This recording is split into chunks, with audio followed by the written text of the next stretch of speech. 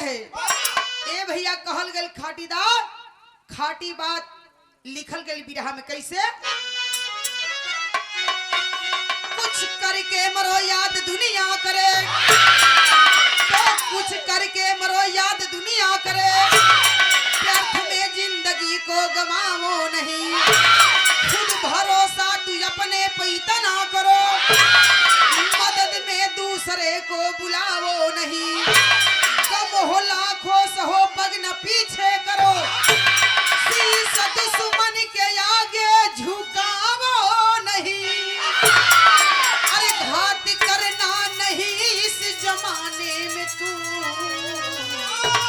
और हत्थे पे खंजरी चलाओ नहीं।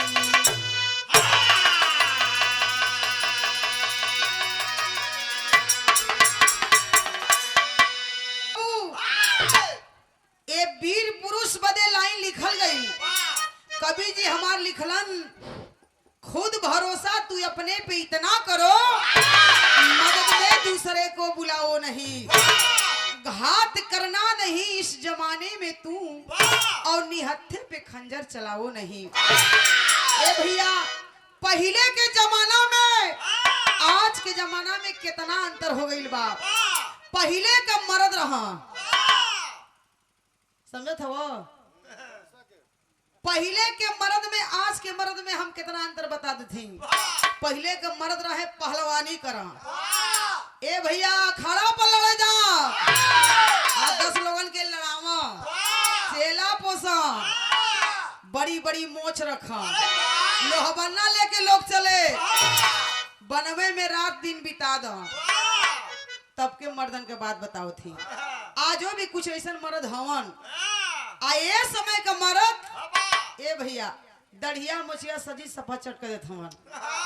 तुम्हारे मोच बा हो ए मर्द हेरिया तक था ना यार ना ताका ना बा हो अंदर है पहुंच है का देखा गेल जब बार तुहर देखा गेल ते जब अपने कह देला कि हमारे बार ना हो तो बताओ कहां ले हमन कहल जाई, तो कहत हो मोच देखाओ तो मोच सही सफा चट कर देले बड़ा। अब का मरद हुआ दरिया मछिया रगड़ के एकदम चिकन कर देत हुआ कि हम लगी कि 16 साल का लवंडा है। तोहरी बहन के का कही यहाँ गजल का अंदाज दिहल गल कैसे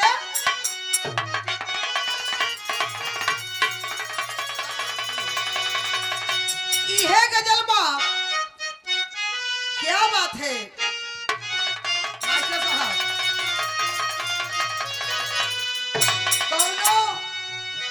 कौनो दोस्त के दावत मिलल बा, एकदम दोस्त मगन भइल बा, चले के बा, उहे गजल का अंदाज बा।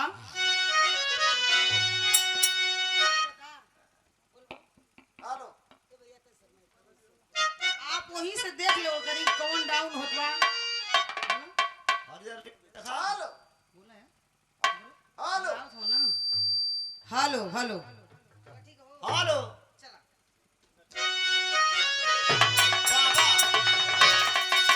इहे गजल बा, क्या बात है कि आज पीने अरे आज पीने की दावत है यारो, चांद पर बैठ कर हम पिएंगे,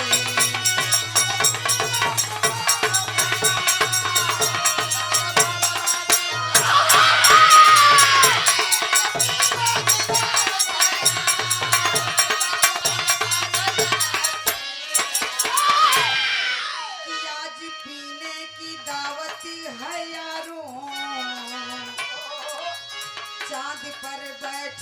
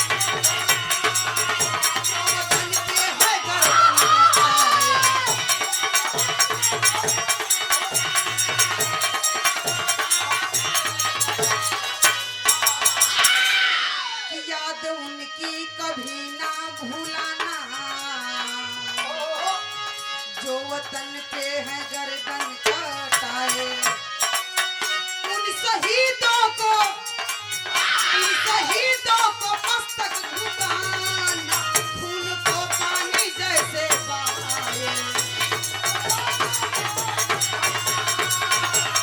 को पानी जैसे बहाए, इन शहीदों को मस्तक झुकाना।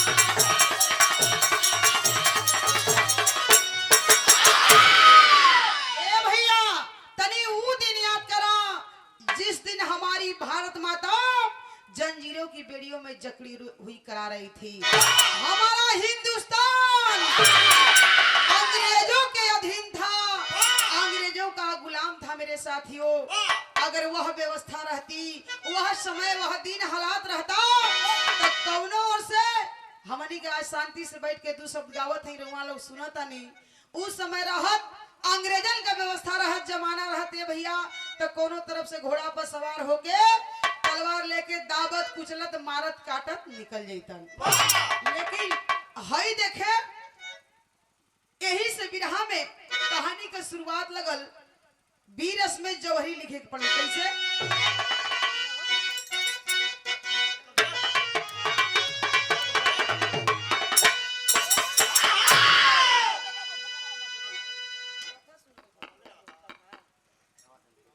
हेलो कैसे मास्टर साहब?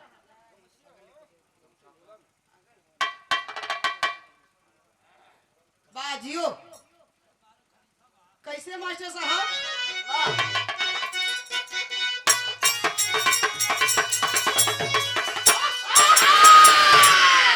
गौर करेंगे कहां से कहानी लिहल गई। कैसे?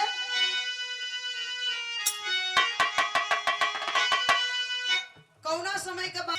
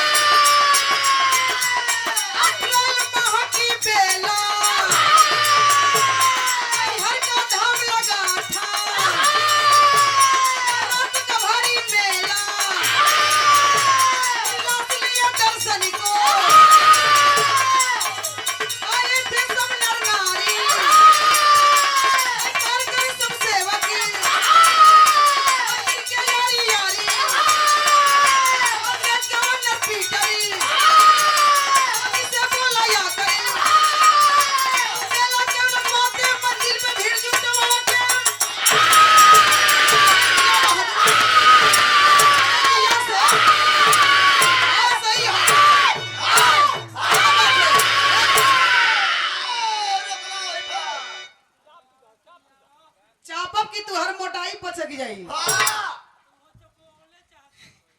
ए भैया यही से कहानी का शुरुआत है। 1945 के बाद में जिस समय अंग्रेजों का कहर छाया हुआ था मेरे साथियों, हमारा हिंदुस्तान गुलाम था। हमारी भारत माता जंजीरों की बेड़ियों में जकड़ी हुई करा रही थी। हमारा हिंदुस्तान अंग्रेजों के अधीन था साथियों। उसी समय देखे माता रानी के दरबार में मैहर देवी के स्थान पर मंदिर पर तमाम भीड़ जुटल बा, तमाम भक्त जुटल हवन। ए भैया केहू मंदिरवा के आरी आरी घूम के परिक्रमा करता, केहू अगरबत्ती बारता, केहू कपूर जरावता, केहू हथवे जोड़ के खड़ा बा कि हे माई हमार कल्याण करी ह, हे माई हमार परिवार सुखी रखी ह। लेकिन देखे बाबू उसी समय अंग्रेज गवर्नर पीटर वह देखे अपने सैनिकों को लेकर के बाबू अपने साथियों को लेकर के देख रहा है कि हजारों हजारों लाखों लाखों की भीड़ है। उसी समय जा करके बाबू छुप करके तैयारी कर दिया। अंग्रेज गवर्नर पीटर जा करके वो मेला में, बड़ा सुघर मेला लगल बा माता मैहर देवी के स्थान पे, ये भैया वो मेलवा में भगदड़ मचवा दिया, भगदड़ मचवा दिया, गोली चलवावे लगल है भैया। इतना इतना गोली चलवाने लगा कि कहीं केहू ढल के मरे लगल, तो कहीं गोली लगल तो धां से वहीं से उलट गेले भैया। वही धरती पर धराशायी हो गई। कहीं भागत बा मने कहला के मतलब कि वो मिलवा में भगदड़ मच गई। आज जब भगदड़ मचल बा जे जहे भागे लगल ते तहे भागे लगल। लेकिन संजोग देखे वहां के पहुंचल बा।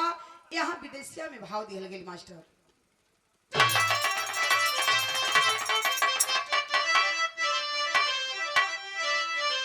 कहना है ई गीत ना लगल मास्टर, गीत बदल गई। तर्ज का संकेत बा कौनो मेहरारू अपने मर्दे से कहलस कि सैया चलता है इतना दिन के बाद मेला लगल है, आज चलती जा चल के तनी मेला देख लेती जा। तो के ना मेहरारू का बात माने। मेहरारू के लेके मर्द चल देहन, कहलन चला तैयार होके चल देहलन। तनी मर्दा लड़बकाए रहे। मेहरुआ मेलवा में गई, तनी हट के परचून का सामान खरीदे लगल। परचून का सामान समझत हवा ए पौना? हां कयो खरीदना का के जानिया नहीं जरूर के बहन के शादी ना भइल होई कैले हो कि ना हो। ए मर्दा तना कुछ पूछत है सवाल मां तो के मिलल तो कुल जाना थे वो। ए भैया मेहरुआ परचून का सामान खरीदे लगल। मर्दा वो मेलवा में हेरा गईलन। आज जब हेरा गईलन तो जाके दरोगा साहब के यहाँ मेहरारू अपन गुहार कैले बा। उहे गीत लगल कैसे?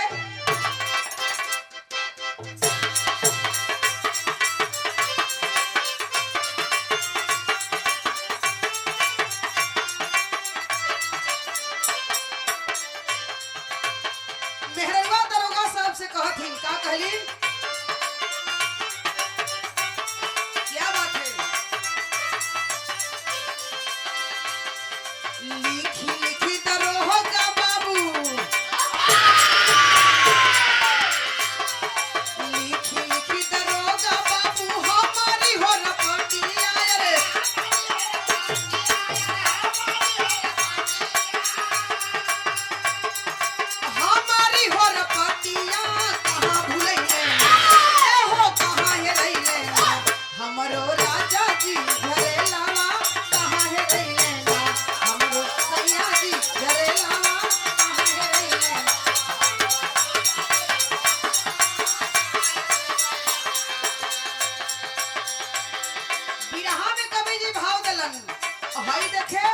अंग्रेज गवर्नर पीटर चारों तरफ से गोली चलवा दिया बाबू, भगदड़ मचवा दिया।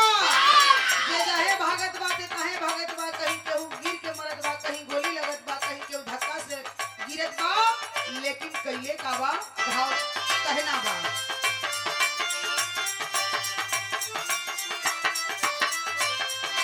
चारों ओर से गोली चलावे,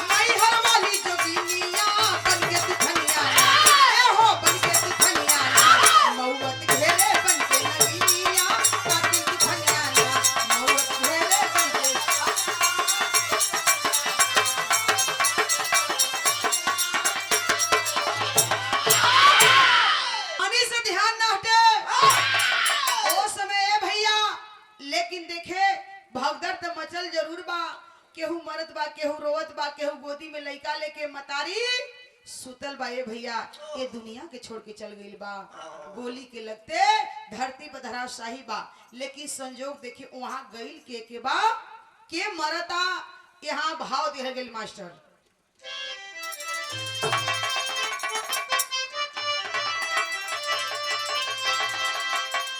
कि सब ही घेराई गईले आ गोली से मराई गईले आ माई माई कही के मरले नार नरिया रोवे बलवंत यादव आ बस खरी गौआ के आ गोली के शिकारा भइले बचावा गुजरिया की आखी के समनवा आ सपनवा बिखरी गईले आ बिलखी बिलखी रोवे बुढ़िया मतरिया। ए भैया बसखारी जनपद आजमगढ़ की धरती पर एक ठे गांव पड़ला बसखारी। बसखारी गांव का रहे वाला बलवंत सिंह यादव रहलन। ए भैया पत्नी के साथ में लेके गई हवन एक ठे छोटा मुन्ना 2 साल का मुन्ना साथ में बा और साथे में बुढ़िया मतारी बा। लेके पहुंचल हन मैहर देवी के स्थान पे भैया, लेकिन जौना समय भगदड़ मचल बा वहां मेहरारू के अपने और लड़का के मतारी बुढ़िया के वहां छोड़ के गई हवन।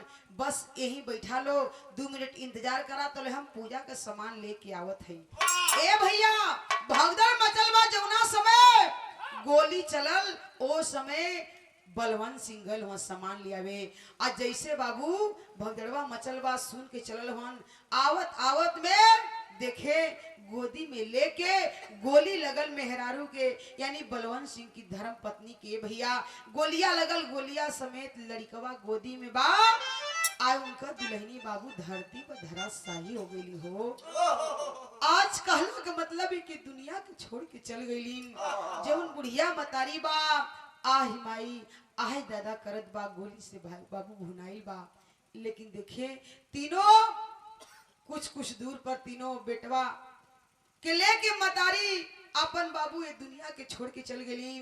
आ कुछ दूर पर बुढ़िया मतारी गिरत बा आह माई आह दादा करत बा। तब तक जब तनी भीड़ शांत भइल खोजे तारन लेकिन मिलत ना बाड़ी। आज जब भीड़िया शांत भइले बाबू तो बलवंत सिंह यादव आइल हवन। कहाँ आइलन खोजत खोजत अपने औरत धर्म पत्नी के पास आइलन। माई के गले से लगावत हवन माई आही दादा करत बा। बेटवा के लेके दुल्हन मरल ही तीनों जानी के गोदिया में लेके बाबू माई चिंता मत करा माई हम आ गई माई तो के दवाई कराई तू सही से जी जेबू माई। लेकिन बाबू आज मतारी बुढ़िया कथी बेटवा बेटवा दवाई के चिंता मत करा बेटा। ए बेटा अब तो हमें दुनिया के छोड़ के जाए वाला है। ये बेटा अब हम ये धरती पर जी ना सकीला। इतना बात कह करके बाबू बुढ़िया मतारी भी दम तोड़ देती है। हाय देखे तीनों लाश लेके औरत का बेटा का मतारी का बलवंत सिंह गोदिया में लेके बाबू करजवा से साट के बाबू आज आँखिया से आंस ना खून गिरत बा। लेकिन माता रानी मैहर वाली के स्थान पर ताकत हवन। ए माई तुहरे स्थान पहली ए माई हमार दुनिया उजड़ गई हो माई हमार दुनिया उजड़ गई। लेकिन माई तुहरे स्थान पर हम कसम भी खाते का कसम खैलन। यहाँ गीत बदल गई इहे गीत बा केहू अपने लड़का का शादी तय कर देहलस। आज जब बाप बेटा का शादी कैलन ए बाबू सीना फुला के कहलन कि आज भी देखा कुछ परसेंट ऐसा आदमी हो कि दहेज का लोभी हवन। लेकिन कहला कि ए भैया समझी भाई हम बहुत कुछ ना मांगब लेकिन हमका के हाई हाई चीज दे दी है। का कहले हमार लड़का के बाप का मांगत हवन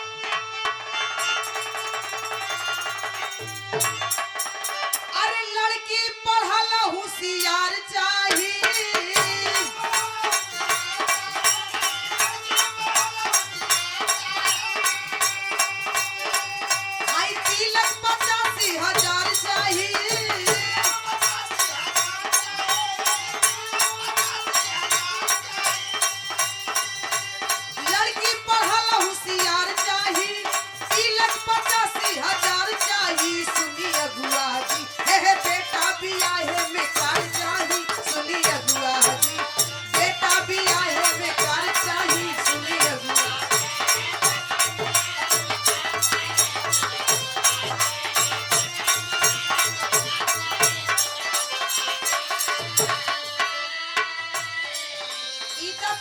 बा लेकिन हाई फर्ज से ध्यान न हटे।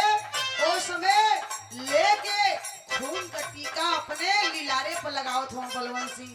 अब मैहर देवी के स्थान पर माता रानी के दरबार में ताकत हुआ, कसम खात हुआ। का कसम खैया?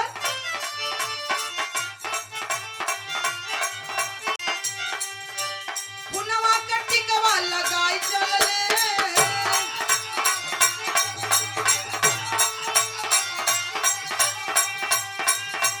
सर पे कफनवा के बांध चलले,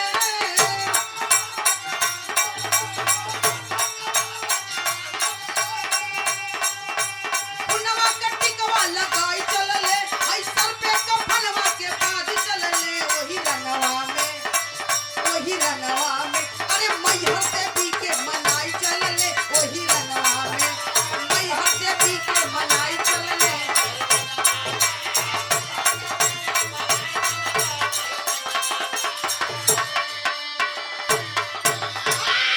ए भैया हई देखो खून का टीका लेके अपने लीलारे पर लगावत हवन। कहलन माई तोहरे दरबार में हमार दुनिया उजड़ गई, लेकिन यही दरबार में हम कसम खात हई अपने बेटवा का, अपने दुल्हनी का, अपने मतारी का बदला चुका के रहब। ए भैया देखिए बलवंत सिंह चल दिए। कैसे? कहना बा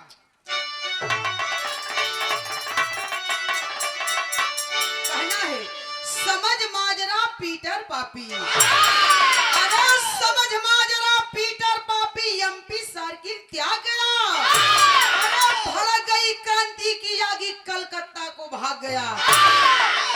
इधर खबर घटना की जब इधर अंग्रेज गवर्नर पीटर बाबू देखता है कि हमने तो भगदड़ मचवा दिया, लाखों लाखों के लोगों में आज भीड़ में भगदड़ मचवा दिया, कितना लोगों का जान ले हैं, बड़ा खुशी बा।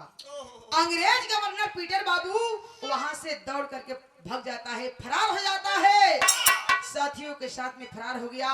लेकिन फरार होकर के भगते भगते जाता है, कहाँ जाता है? कलकत्ता की धरती पर। कौने जगह पहुंचल बा? कहना बा इधर बलवंत सिंह के जब खोजत खोजत परेशान हुआ, जब खबर लगल तो कैले कहवन, इधर खबर घटना की जब, अरे इधर खबर घटना की जब बलवंत सिंह जब पाया है, भारत माँ का लाल काल बन कलकत्ता में आया है। इधर खोजत खोजत परेशान हो गई कि वो पापी नीच कसाई गईल कहा। लेकिन देखे उस समय बलवंत सिंह खोजत खोजत परेशान हुआ तो कहल जला ए भैया की खोजला से तो भगवान मिल जाई है, हमारी आप में का रखल है। उस समय खोजते खोजते पहुंच जाता है, पता लगा कि वह कलकत्ता में पापी फरार हो गया है, भाग गया है। जा करके अंग्रेज गवर्नर पीटर बाबू ईस्ट इंडिया कंपनी के वार्षिक उत्सव पर कलकत्ता की धरती पर पहुंच जाता है, और ईस्ट इंडिया कंपनी के वार्षिक उत्सव पर जिस तरह से हम लोगों का मंच लगा है उसी तरह से मंच लगल बा, भीड़ जुटल बा, लोग भाषण सुने पहुंचल हवन। लेकिन वह अंग्रेज गवर्नर पीटर लाउड स्पीकर लेकर के बाबू भाषण दे रहा है, लेकिन भाषणवा में देत का बा, मंचवा से बोलत का बा। यहाँ गीत बदल गई मास्टर।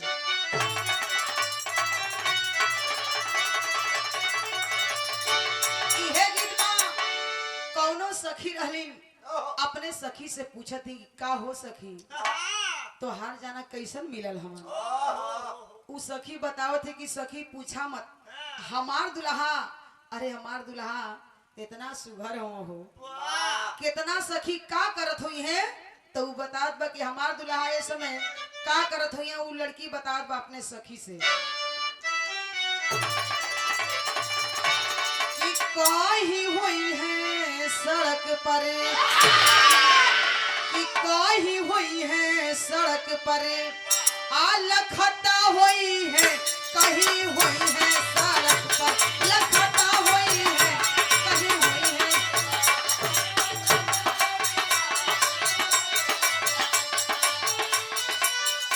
हमार दुल्हा का करत हुई है कि कहीं हुई है सड़क पर, अरे लखता हुई है, गले डाल के रुमलिया ए सखी गले डाल के रुमलिया हंसता होई है गले डाल के रुमलिया हंसता होई है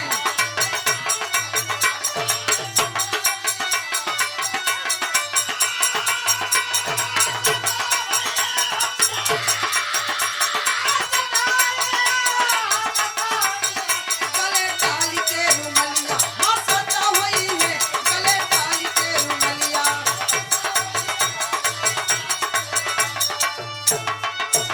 ए मास्टर यही गीतिया के तनी सा बदल दी है जौना समय बारात पहुंचल रही राती में सेवा सत्कार हुई धीरे धीरे जब विदाई का वातावरण बा त सुबहिया खनी के भोरवा में जब विदैया होखे लगेला अब तो जाड़ा का समय बा तब ना लोग जुट पावेला लेकिन गर्मी के समय में उ दू चार ठे नटीन जरूर गावत पहुंच जाई है आज जब गावत बजावत पहुंच जाई है जाके कहे का ये समाधि अरे खोली बटुआ दे 10 का नोट ये दादा अरे मारे लहरी तब काहे समझी जी आ तौले में खजुआ खर कपार में छोरी निकाली मारी चट से नहीं पर ढील मुआ दी तो कहे कि अरे दे दे बड़ा बरात बहन देखे के भाई ये दादा लड़का रोवत होइयो से ज्यादा छोट छोट लड़का हुए समझी जी तब ए दुल्हा बाबू तनी दे कुछ तब गाती है तो कहिए वही बरतिया में दो चार लहरी जरूर पहुंचल रही है तो कहिए कि अब रुका रुका मर दे दी तनी कुछ गाओ तब गाती है कैसे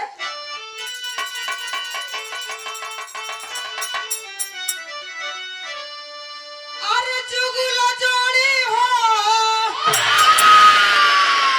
अरे जुगुला जोड़ी दोनों पनिया के जाली अरे दोनों पनिया के जाली हाय जुगुला जोड़ी दोनों पनिया के जाली जुगुला जोड़ी ओ बना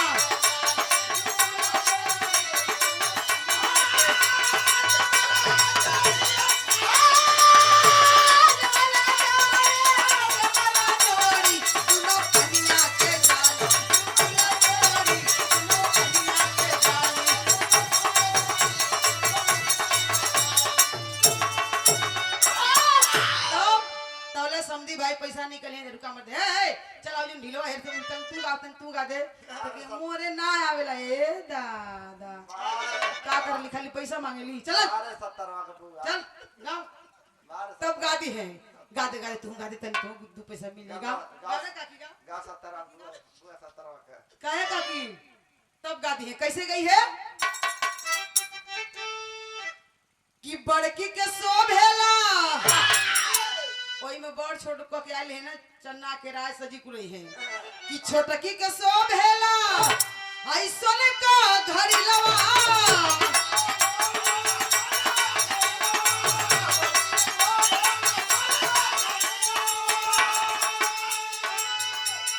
छोटकी के शोभे रसमा डोरी दोनों पनिया के जाल जुगुला जोड़ी दोनों पनिया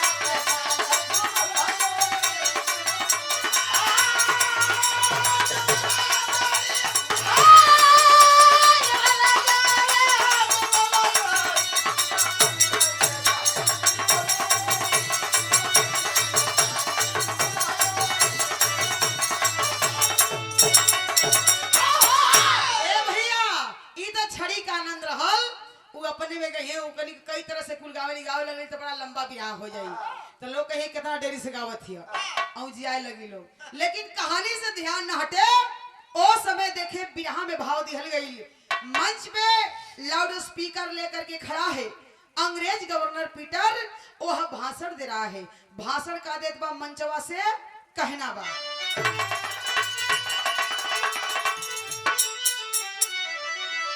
अरे पखान पपिया हो अरे पखान पपिया करे अपने सीतम का बखान पपिया करे अपने सीतम का बखान पपिया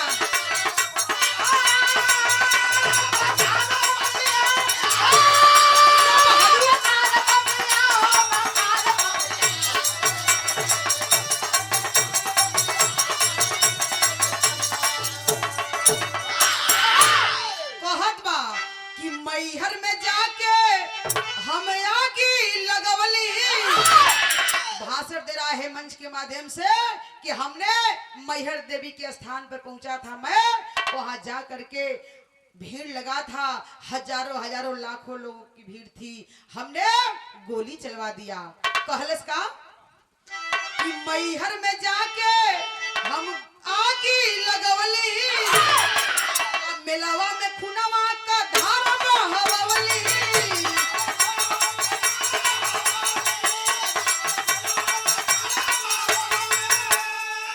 अरे बिहसिया मीटिंग में गई, अरे बिहसिया मीटिंग में गई, अरे गुमान पापिया करे अपने सीतम का बखान पपिया।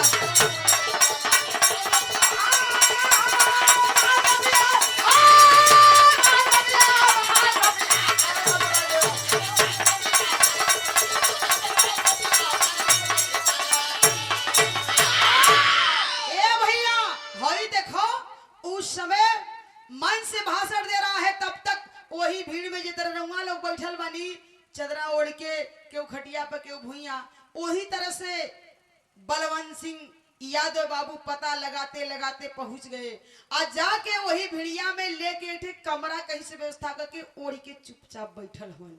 आज चुपचाप बैठल हवन तो सुनत हवन बैठ के कि पापी का भाषण देत बा, तो बखान कर रहा है कि हमने यहाँ गोली चलवाया, वहां गोली चलवाया। आज कितना लोगों कि हमने हत्या करवा दिया, तरह तरह का भाषण देत बा। ए भैया जब मैहर देवी के स्थान पर ई बतिया बोलत बा कि हम मैहर देवी के स्थान पर गई रहनी, गोली चलवनी, कितना लोगन का हत्या करा देनी, कितना लोग ये दुनिया के छोड़ के चल गईलन। अरे बाप रे बाप, अपनी बड़ाई कर रहा है नीच पापी। तब तक बाबू बर्दाश्त ना होत हो, और जब बर्दाश्त ना भइल तब बलवंत सिंह यादव कमरवा फेंक के दौड़ते हुए जाते हैं। और जब दौड़ के गईलन बाबू मंचवा पर चढ़न होन, वो समय के बात कवि जी लिखलन, यहाँ गीत बदल गए।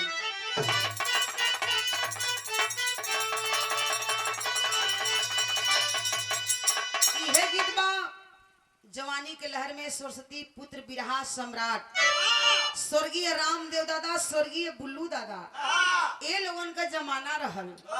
हाय बुजुर्ग दादा लोग, पुरनिया दादा लोग जरूर जानत हुई हैं, देखले भी हुई हैं, लेकिन हमन के बिरहा में क दिन का पैदाइश हम तो वो लोग के देखले ही न रहनी कैसा नहलन। लेकिन यूट्यूब के माध्यम से, रेडियो रिकॉर्ड के माध्यम से स्वर वर सुनल जाला कि कैसे गावन लोग, तनी सा झलक हमन को वैसन कहाँ गा पावल जाई। लेकिन स्वर्गीय बुल्लू दादा अगर पिहिक के बोल दे तो बुझाए कि 16 वर्ष का लड़की बोलत है। सिंगारस के गवैया रहलन। आज स्वर्गीय रामदेव दादा वो बीरस के गवैया रहलन। अगर वंदना भी करे तो बीरे रस में करे। अब का गवैया जहाँ लिया के लोग खत्म करता ना, वहां से वो शुरू करा। लेकिन स्वर्गीय बुल्लू दादा जवाब सवाल लोग गावा, उनका नंबर आवे पहले तक गा दा। कैसे गावे मास्टर गीतिया के बदल के?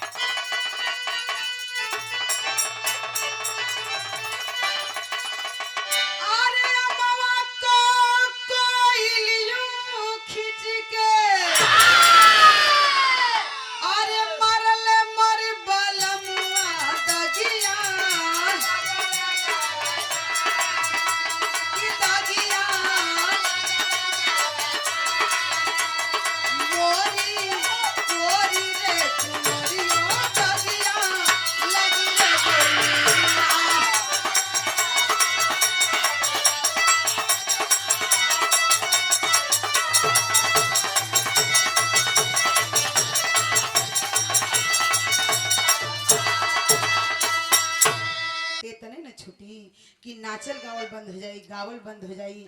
और माई सोचा कि धरती का लाल हवन अगर ऊ मर जाइए ये माई, तो ये भारत माता का लाल ई लाज कैसे बची हो।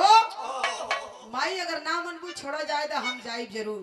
देखे हमारे देश की नारी, बारे हमारे देश की अबला, देखे बाबू अपन पूरा रूप चेंज करे लगल। तेरी का भाव दिहल गई।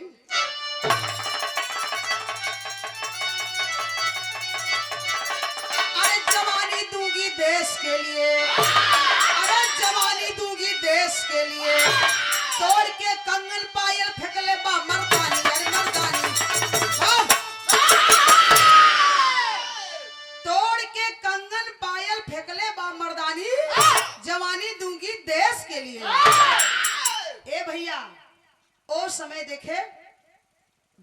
अपना रूप बदल देती है, खत्म कर देती है उसको। ए भैया जवन रूप रहल तो के खत्म कर देलस काका, सगरो निकाल के फेंक देलस। आज जब फेंक देती है बाबू ते अपन रूप बदले लगल। नाचे गावे तो वो रूप अलग रहे, लेकिन जब अपन रूप सजावे लगल तो बड़ी भयंकर रूप सजौलस। भयंकर का मतलब कि जे देखे तो कहे कि हाँ तो भगवान बनौले हम। ए भैया पाँव में पायल, कपारे पर घुघरू, कपारे पे घुंघरू, आँखी में काजल, आंख में मरकहवा काजल लगौलस, आ ऊ सुघर गजला कपारे में लगौला, आ लिपस्टिक तो मरलस ऊ धान से। किनारा की भैंसा की उत्थु में बल्ला मारल है। भट्ठा का मालिक हो गई बड़ा तू। ए भैया लहंगा चुनरी पहन के अपन तैयार हो गई, अब पायल जब चले छम छम छम छम, कैसे चले अब चल के तो के बताई, चला ऊ चले सब जान गई। ए भैया जब रूप बना के चलल, आ जब कमर लचकावत हिरनी के चाल चले, ए भैया पहुंच गए हर बात के तरह पहुंच गई सीमा, जहां अंग्रेज घेर के बैठल हवन, जशन मनावत हवन, दारू पे दारू पियत हवन। ए भैया एक कटघरे में बलवंत सिंह यादव के डले हवन, हाथ में हथकड़ी लगल बा, पांव में बेड़ी लगल बा, ताला लाख बा। ए भैया इधर से जा करके सीमा पहुंचती है, देखत बा कुछ दूर पर से कि कहां से घात लगी, कहां से घात लगी, कैले का बा सीमा कहना बा।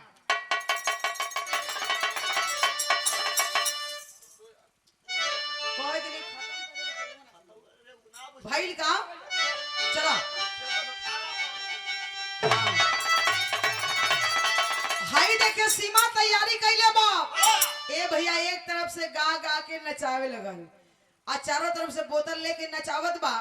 अंग्रेज देख के मस्त हो गइलन, कहला कि रुका मम्मा लोग एक एक पैक लेत हवा, यही पर हम दू पैक लहा देत हई। बस अपन घूम घूम के पायल बजा बजा के छम छम करे, कोनो अंग्रेज बैठल रहा तो अंग्रेज की पैरे पे ध देई, अपन परवा ध दे, ऊ धरे। ए भैया अंग्रेज एकदम पैदनी की आवाज सुन के एकदम मस्त हो जाए, आठ साल के क्या पूछना है, मतलब पहुना की तरह बिना पियले ही एक्शन दिखावत रहा। वही तरह से जब ढार ढार के अपने गिलास में देवे लगल, आज जब गिलास में ढार के देवे लगल, मामा लोग एकदम देख के बौखला गेल, कहला आठ साल के क्या पूछना है। अरे सुंदरी, अरे सुंदरी, इधर आओ, दारू लाओ इधर। उनके हम सुंदरी ना कहती, वो अंग्रेज कुल कह सीमा के। अरे सुंदरी, सुंदरा हम इधर लाओ, जरा मुझे पिलाओ अपने मीठे मीठे हाथों से। लाए लाए ए भैया दारू पे दारू ढार के पियावे लगल, आज झूम झूम के बाबू कपारे पे बोतल रख के नाचे लगल, झूमेंगे गजल गाएंगे लहरा के पिएंगे। तब जब लहरा लहरा के पियावे लगल चारों तरफ से, अंग्रेज पी के मस्त हो गइलन। आज जब मस्त हो गइलन तो मामा लोग ढाए लगला, ढिमलाए लगला, लुटके लगला लोग। आप किधर चली हाई देखे, जब अपने आप जब बस से बेबस हो गइलन लोग, तब मामा लोग धीरे धीरे लुटके लगलन। ई कितनी देर नशा रहेला। ए भैया ई ऐसन दूध है ना, गाय भैंस का दूध पियब त पियत पियत 1 महीना 2 महीना मने सूट करत करत करी, तब तन से देह फरियाई। आ ई ऐसन दूध है कि एके दूध के पियला आ जैसे गोइल शरीर में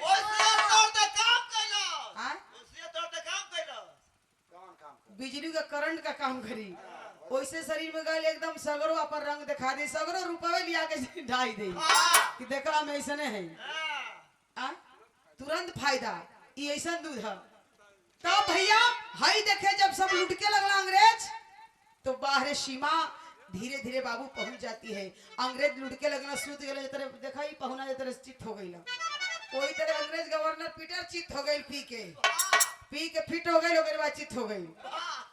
तब वो समय देखे भइल का सीमा कैले के बाद धीरे धीरे भाई के यहाँ पहुंचल।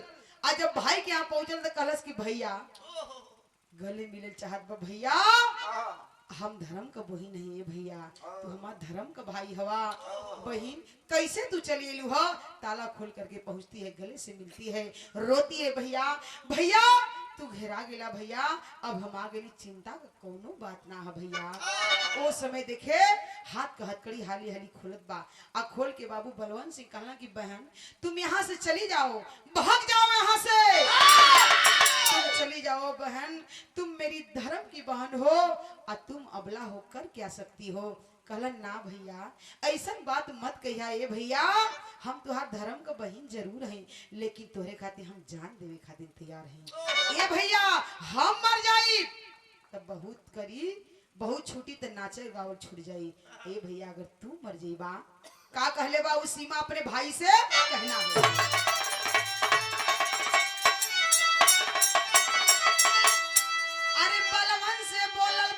खोली गोली बरसेदा, अरे बलवंत से बोलल बंधन खोली गोली बरसेदा, अब भागो भैया बनी क्रांति का टोली गोली बरसेदा।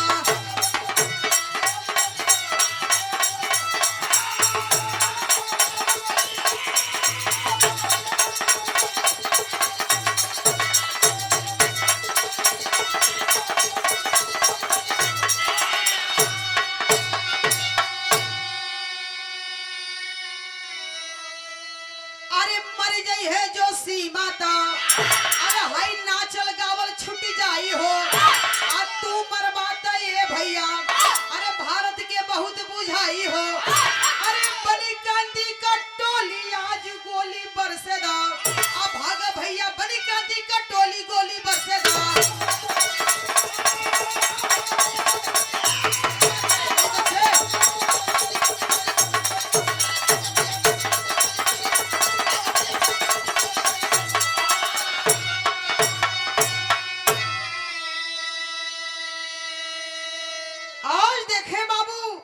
समय भाई बहन दोनों गले से गले मिल के रोवत हवन। कलम भैया अब एहले बढ़िया मौका ना आई भैया, देर कैला के बात नहीं खे, जल्दी से यहाँ से फरार हो जा। आज जैसे बाबू वो कटघरवा में से निकल के बलवंत सिंह यादव जैसे गोड़वा निकाल के भागत हवा बाबू, आज जैसे भगलन तो इधर अंग्रेज ददरा के धीरे धीरे उठे लगलन, नशा टूट गई। आज जब नशा टूटल बात तब देखत है खड़ा होके तो भगना चाहती है अबला, तब तक बाबू अंग्रेज पकड़ लिए। आज जब पकड़ ले हमें भैया उस समय देखे बहिन सीमा के हाथ में हथकड़ी लगा देहलन, पांव में बड़ी लगा दिए। इतना ही नहीं है भैया, आज देख के सीमा के सोचे लगे अंग्रेज कि यही बताओ तुम्हारा भाई कहाँ गया है, कहाँ छुपा रखी हो, कहाँ फरार हो गया है। कोड़ा का वर्षा करत हवन शरीर पर, लेकिन कोनो असर ना पड़त बाई भैया।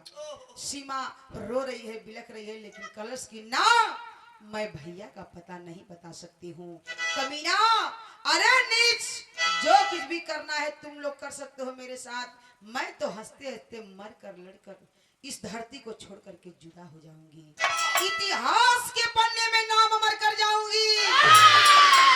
मैं तो एक अबला हूँ। ए भैया अंग्रेज देखे कैले कहावन हो, सीमा के साथ यहाँ आल्हा में प्रमाण दी हो गई।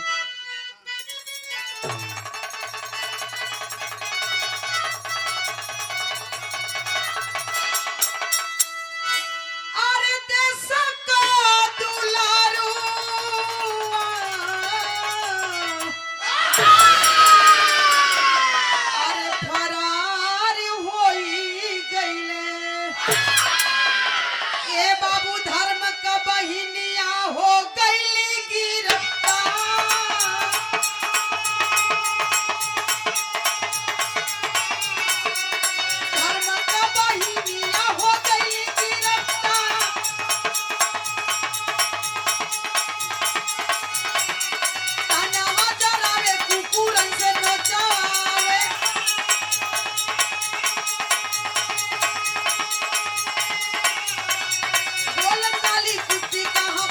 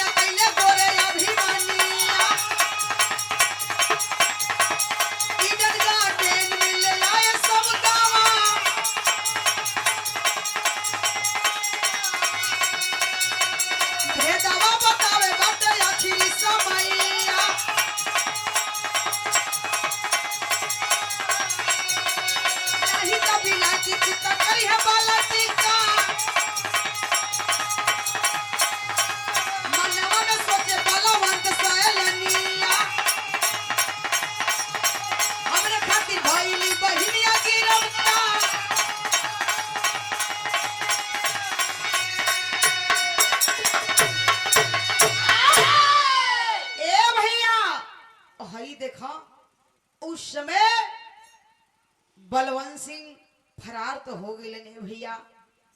सोच रहे हैं अपने आप के दिल धिकारत बा, मन धिकारत बा कि हमार बहिन एक ठे धर्म का भाई खातिर अपने पकड़ा गई। पता ना अंग्रेज ओकरे साथे कैसन व्यवहार करत होइहन। ए भैया ई तो बलवंत सिंह यादव सोचत हवन, लेकिन इधर सीमा के हालात का बा। अंग्रेज हाथ में हथकड़ी तो डाल दिए बाबू, ले करके जाते हैं उसी कलकत्ता की धरती पर ईडन गार्डन में ले कर गए और पूरा जितना शरीर पर वस्त्र ले भैया वस्त्र के फाड़े लगलन और नंगा कर दिए। और नंगा कैला के बाद ये भैया वही पे 2 कुत्ता थे बिलायती जो सिखाए गए थे बाबू।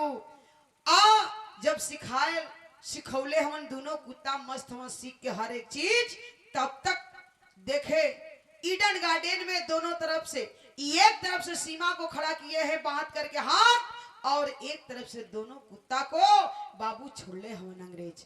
आज जब छोड़ले हवन हो तो दौड़ करके कुत्ता बाबू चलते हैं सीमा के ऊपर वार करने के लिए। तब तक होता है क्या, यहाँ आखिरी में भाव दिहल गई।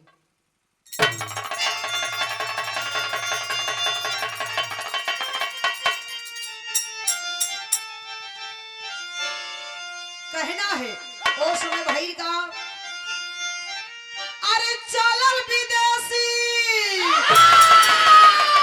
अरे चलल विदेशी कुत्ता तब सीमा पर भभुआई के मरले बलवंत तब, अरे मरले बलवंत तब हाय ते गावा चलाई के मरले बलवंत तब।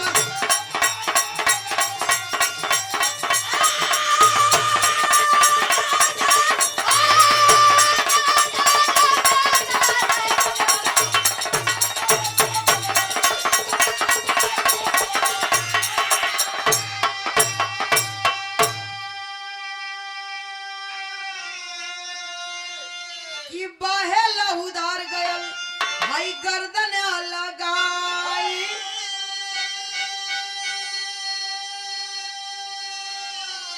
हक्का भक्का भइले अंग्रेज अकताई।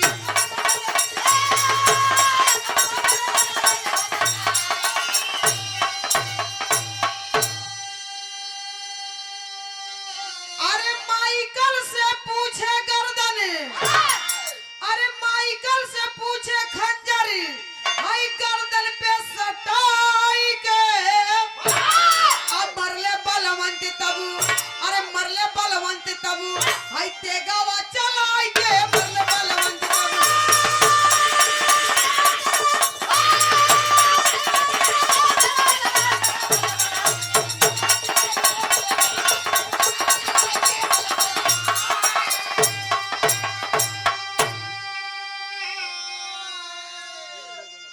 उस समय देखे बाबू बस 2 मिनट भैया, भैया सरकार 2 मिनट बस एकदम। उस समय देखे जैसे वार करना चाहते हैं बाबू, सीमा के ऊपर दोनों कुत्ता दौड़ते हुए जाते हैं।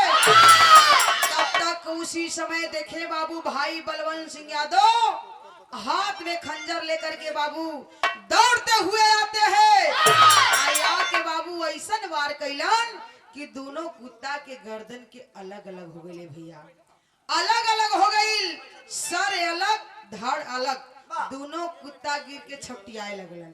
आज जब छपटियात होने भैया तब तक देखे बाबू भैल का उस समय होता है क्या, चारों तरफ से बाबू आज अंग्रेज तैयार हो लड़ाई करे बदे। बलवंत सिंह यादव पूरा लैस से तैयार हो लेके हथियार से लैस हवन, हाथ में खंजर लिए हैं। बहन को बाबू बहन के पास जाते हैं, बहन को ढकते हैं, बहन पहन लो वस्त्र से ढक देते हैं और दोनों भाई बहन हथियार लेकर के बाबू हाथ में भाई बहन लड़ाई करे लगलन। लड़ाई करना शुरू किए। एक बार यह प्रमाण मिलता है कि तलवरिया घुमावे सीमा तब मैदान का मैदान साफ हो जाए। ये भैया दोनों भाई बहन लड़ाई करते हैं और काट काट करके बिखेरना शुरू कर देते हैं अंग्रेजों को। होता है क्या अगली लाइन में, चाहते हो खान दे दो बहन को आजादी, काट लूंगा गर्दन बाजी करो जल्दी बाजी।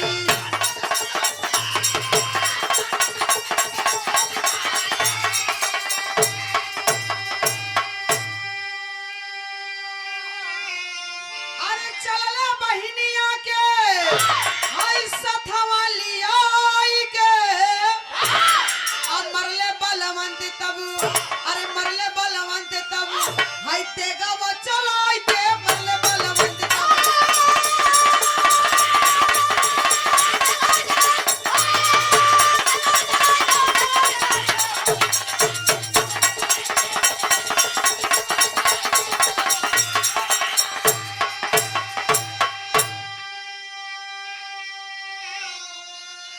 आज दोनों भाई बहन बाबू लड़ते लड़ते अंग्रेज गवर्नर पीटर को नष्ट कर देते हैं, काट काट करके बिखेरना शुरू कर देते हैं। ए भैया अंग्रेजन के मरलन भाई बहन एक साथ हाथ मिला करके बाबू वहां से फरार हो जाते हैं। यही कहानी का अंत हुआ। तो आखिरी लाइन में कहना है, कुसुम पराग स्वामी जदू गुरुदेव देश